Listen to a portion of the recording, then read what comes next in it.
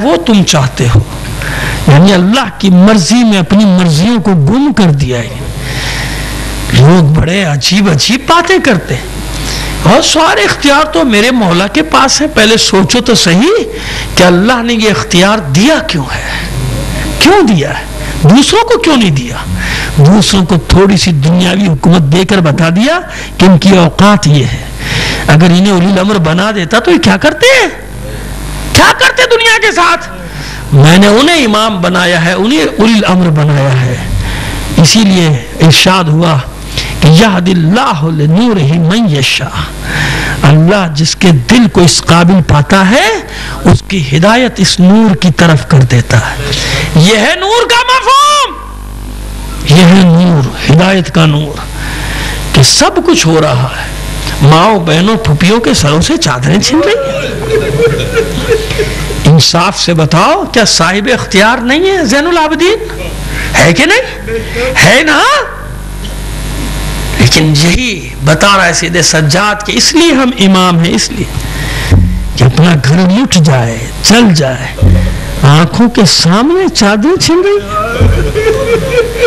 صبر ایوب کو ہمارا سلام, اللہ کا صابر بندہ, اللہ کا نبی, جسے قرآن نے صابر بندہ کہا. لیکن ایک حد تھی صبر کی, ایک حد تھی نا. جب ناموس کو بازار میں جانا پڑا, میں اختلافی جملوں سے ہٹ کے درمیانہ راستہ نکال رہا ہوں, ایسا جملہ جو سب کے لیے قابل قبول ہو جائے, وہ جملہ ادا کر رہا ہوں کہ صرف اتنا ہوا کہ ناموس کو بازار میں جانا پڑ گیا. جناب ایوب چلا اٹھے, پروردگار بس میں نے جسم کی سختی برداشت کر لی, تو نے میرا مال لے لیا, میں نے برداشت کر لیا, میرے مویشی مر گئے, میں نے برداشت کیا, صبر کیا, میری اولاد مجھ سے تو نے لے لی, امتحان لیا, میں نے برداشت کیا. تو نے مجھے جسم کے امتحان میں ڈال دیا. یہ بھی احتیاط سے جملہ کہہ رہا ہوں, میں ان امراض کی بات نہیں کر رہا جس کا لوگ ذکر کرتے ہیں, وہ امراض معصوم کو نہیں لگتے. لیکن خیر ایک درمیانی رہا. کیا پروردگار ہر امتحان پہ میں نے صبر کیا, لیکن پروردگار اب بات میرے گھر تک آ گئی ہے. پروردگار اب میری زوجہ کو بازار میں جانا پڑا ہے, بس ہے میرے مالک میرا امتحان ختم کر دے. اللہ نے ختم کر دیا یا نہیں؟ کر دیا ختم. اے ایوب آپ امتحان میں واقعی صابر نکلے, بس اس سے زیادہ آپ کی توان نہیں ہے. بس صابر بندے, کوئی توبیخ نہیں ہے, معاذ اللہ ڈانٹا نہیں ہے, جھڑکا نہیں ہے, اللہ نے صابر بندہ کہا. ہاں یہی تک آپ کی طاقت. یہی تو اللہ بتانا چاہ رہے کہ پہلے وہ دیکھو کہ کون کہاں تک گیا, پھر آؤ کربلا میں تو تمہیں سمجھ میں آئے گی کہ کربلا کیا ہے. اب آپ ایک جملہ اور مصائب کے تسلسل کو قائم کرنے کے لیے کہہ دوں. جیسے جناب ایوب نے فرمایا پروردگار بس میرا امتحان ختم کر دیا, اللہ نے دعا قبول کی یا نہیں, بات مانی یا نہیں مانی. اب مجھے بتاؤ اگر فاطمہ کہہ دیتی کہ نہیں پروردگار حسین کے ساتھ ایسا نہیں, نہیں پروردگار میرے بچیوں کی سروں سے چادریں نہ چھنے, مشیت مانتی یا نہیں مانتی؟ مانتی بات. لیکن اسی لیے فاطمہ فاطمہ ہے, باقی سب اور ہے, کیونکہ اس نے اپنے بابا کے سامنے بس اتنا کہا, بابا دین تو بچے گا نا اللہ کا. اور یہ بات کہ بابا سب قبول ہے, سب قربانیاں قبول, بس یہ بتا دے بابا کہ میرے بچے پر رونے کے لیے تو ہوگا, میں ہوں گی, اس کے بابا علی ہوں گے, اس کا بھائی حسن ہوگا, کوئی نہیں تو پھر کون؟ تو عزیزو اس حکمت کو سمجھو, اس حکمت کو سمجھ. یعنی سیدہ بتا کے جا رہی کہ ایک قوم ہوگی جو اس راستے کو زندہ رکھے گی, کربلا کے راستے. میرے حسین کا ذکر کر کے دنیا کو بتاتی رہے گی کہ کربلا ہے کیا, کربلا کیوں برپا ہوئی ہے. فاطمہ ہے جس نے قبول کیا. اگر سید سجاد دعا کر دے کربلا میں کہ پروردگار بس خیمے جل گئے بہت, لیکن یہ نہیں ہو سکتا کہ میرے سامنے میری بہنوں ماؤں پھپھیوں کی چادریں, اللہ مانتا یا نہیں مانتا؟ لیکن نہیں، یہاں ہر ایک محمد ہے، ہر ایک علی ہے، ہر ایک حسین ہے۔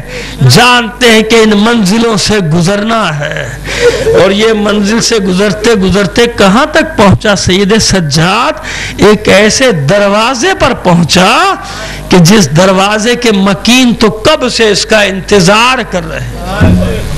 چند جملے مصائب کے، حالانکہ یہ مصائب میں بڑے تفصیلی پڑھتا ہوں، مگر اب وقت میرے پیش نظر ہے تو معذرت کے ساتھ بس 2-4 جملے سن لیجئے۔ کس دروازے پر پہنچا؟ جس گھر کا مکین تو کب سے انتظار کر رہا ہے کہ میرے مہمان کب آئیں گے۔ شیری کے دروازے پہ یہ قافلہ پہنچا۔ کوفے کے سپاہی سروں کو، قیدیوں کو، اور سید سجاد کا عالم یہ کہ زنجیروں سے جکڑا ہوا، گلے میں طوق خاردار۔ شام ڈھل چکی، تاریکی چھا گئی۔ آنے والے لشکر نے پیغام دیا کہ رات اس قلعے میں گزارنا چاہتے ہیں۔ خادموں نے شیری کو جا کے خبر کی، جو صبح سے روز بیٹھ جاتی تھی راستے پر مدینے سے آنے والے، کہ میرے مہمان کب آئیں گے۔ خبر تو سن لی تھی نا کہ مدینے سے میرا سید و سردار چل پڑا ہے۔ کتنا اہتمام کیا تھا شیری نے، پورا گھر نئے سرے سے سجایا تھا، اور میرا دل کہتا ہے کہ ایک منظر کھینچ دوں آپ کے سامنے۔ روایت جو نہیں، میں اس کو روایت کہہ کے نہیں پڑھتا عزادارو، لیکن جہاں تک فقہ شریعت اجازت دیتی ہے، فقہ اجازت دیتے، وہاں تک ایک منظر کھینچنے کی، منظر کشی کرنے کی جسارت کر رہا ہوں کہ میرا دل کہتا ہے کہ شیری نے الگ الگ کمرے سجائے ہوں۔ یہ میرے مولا حسین کے آرام کے لیے، یہ میرے شہزادے علی اکبر کے لیے ہوگا، یہ میری شہزادی زینب کبریٰ کے لیے ہوگا، یہ ام لیلہ کے لیے ہوگا۔ کس طرح سے سجایا تھا گھر کو۔ اور جب یہ خبر ملی تو آئی، دروازے پر آ کے دیکھا کہ ہاں حاکم کے سپاہی ہیں، کچھ نیزوں پہ لہو میں ڈوبے ہوئے سر ہیں۔ ایک تو سر لہو میں ڈوبے ہوئے، دوسرے اندھیرا۔ کیا پہچانتی شیری؟ اور پھر ذہن میں کوئی بات ہی نہیں تو پہچاننے کا کیا سوال۔ دوسرا منظر دیکھا کہ کچھ ناکوں پہ بیبیاں ہیں، سروں پہ چادریں نہیں، ہاتھ پسے پشت ہیں، مگر بالوں سے چہرے کا پردہ کیا۔ شیری سمجھ گئی کہ کوئی بہت ہی معزز خاندان ہے، جس کی بیبیوں نے شرم سے اپنے چہرے کو بالوں سے چھپایا۔ اور پھر اس منظر سے نگاہ ہٹی تو دیکھا کہ دیکھنے میں تو جوان ہے، مگر بیمار، لاغر، سن و سال تو زیادہ نہیں لگتا، زنجیروں سے ایسے جکڑا ہوا کہ قدم اٹھا نہیں سکتا۔ اتنا بھاری طوق، اور جس میں میخیں اندر کی طرف نکلی ہوئی۔ طوق خاردار مقاتل میں لکھا ہے کہ جب میرا امام ذرا سا گردن گھمانے کی کوشش کرتا تھا تو میخیں اس کے گلے میں گھستی۔ یہ اس طوق کی تعریف کیفیت لکھی ہے مقاتل میں، جو طوق بیمار کے گلے میں تھا۔ اور کچھ لوگ کہتے ہیں کہ طوق اتنا وزنی تھا کہ اس کے وزن سے امام کی گردن جھکی رہتی تھی۔ نہیں، انصاف نہیں کرتے یہ لوگ، انصاف نہیں کرتے۔ ارے طوق کا وزن بھلا امام کے سر کو جھکا سکتا تھا؟ نہیں عزادارو، نہیں۔ ارے سر اٹھائے تو کیسے اٹھائے سید سجاد؟ ارے جب سر اٹھاتا ہے یا نیزے پہ بابا کے سر پہ نگاہ پڑتی ہے، یا پشت ناقہ پہ ماں بہنوں پھپھیوں کے کھلے سر پہ، کیسے اٹھائے نظریں سید سجاد؟ کھول دیا دروازے شیری نے، آؤ، حکم دے دیا، اجازت دے دیا، آؤ میرے قلعے میں ٹھہر جاؤ۔ حجرے کھول دیے گئے، سپاہی حجروں میں چلے گئے، مگر شیری نے دیکھا کہ یہ قیدی صحن میں ایک دیوار کے ساتھ لگ کے بیٹھ۔ سمجھ گئی ان قیدیوں پر بڑا ظلم ہو رہا ہے۔ گئی سپاہیوں کے پاس، اگر اجازت دو تو ان قیدیوں کے لیے بھی کچھ حجرے کھول دوں، کچھ کمرے کھول دوں، کا تیرا گھر ہے، ہمیں کوئی اعتراض نہیں، جو مرضی ان کے ساتھ سلوک کر۔ دوڑی دوڑی آئی، کہتی آؤ میرے ساتھ۔ میں نے اجازت لے لی، میں تمہارے لیے کمرے کھول دیے، حجرے کھول دیا، آؤ، جب تک میرے گھر میں ہو جو خدمت ہوگی کروں گی۔ میں نے اپنے مولا سے سنا ہے قیدیوں کا تماشا نہ کرنا، میرے مولا کا حکم ہے کبھی قیدیوں کو اذیت نہ دینا، جب تک میرے گھر میں ہو جو خدمت ہو سکتی ہے میں وہ خدمت تمہاری کر